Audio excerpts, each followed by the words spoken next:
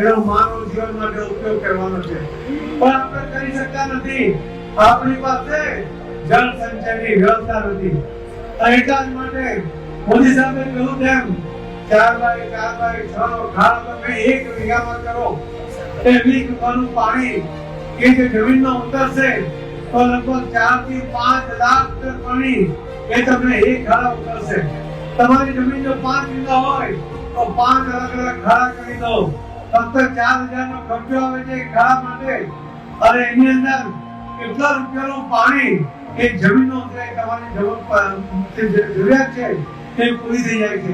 પણ બનાસકાંઠાના ખેડૂતોએ બનાસકાંઠાના ચેરમેન શંકરભાઈ ચૌધરી સાથે મળીને આ દરેકમાં પથ્થર પૂરતી લાવવા પડે છે. 5000 ખાડા થાય છે, એમાં 2,500 રૂપિયા બનાસકાંઠી આપ્યા અને 2,500 રૂપિયા એ ખેડૂતોએ આપ્યા. 28,000 સ્ટ્રક્ચર આ પહેલા વર્ષે થયા. એના કારણે જે વર્ષોથી બંધ થયેલા કુવાઓ અને બોર એમાં પાણી આવી ગયા. એમને આગળ સંકલ્પ કર્યો છે કે હવેના ચોમાસા પહેલા જે 28,000 કર્યા છે 1 લાખ સ્ટ્રક્ચર એ બનાવવા જઈ રહ્યા છે. અટલજીએ કહ્યું હતું કે तीसरा विश्व युद्ध होगा, पानी के लिए होगा. હું તમને કહું છું કે ત્રીજો વિશ્વ યુદ્ધ થાય તો ભલે થાય, પાણી માટે થાય તો ભલે થાય. તો માનનીય પ્રધાનમંત્રી નરેન્દ્ર મોદી સાહેબ આખા દેશમાં જે રીતે પાણીના સંચય માટે જે પ્રયત્ન કરી રહ્યા છે, જે યોજનાઓ બનાવે છે, જેના કારણે ભારત આ વિશ્વ યુદ્ધમાં ક્યાંય નહીં વધે. મોદી સાહેબે યોજનાથી આગળ જઈને કેટલા બધા કાર્યક્રમો કર્યા.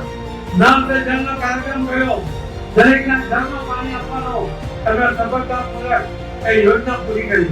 જે માનનીય પ્રધાનમંત્રી મોદી સાહેબનો સંકલ્પ છે એ 100% પૂરો થશે. તો આપણે સાથે મળીને આ જળ સંચય, જન ભાગીદારીથી જન આપણે સંકલ્પબદ્ધ થઈએ એવી મારી વિનંતી છે. દિલથી પ્રતિજ્ઞા લઉં છું કે જળ વગર જીવન શક્ય નથી. એ દરેક ટીપામાં જીવન વસે છે. એ હું સમજુ છું.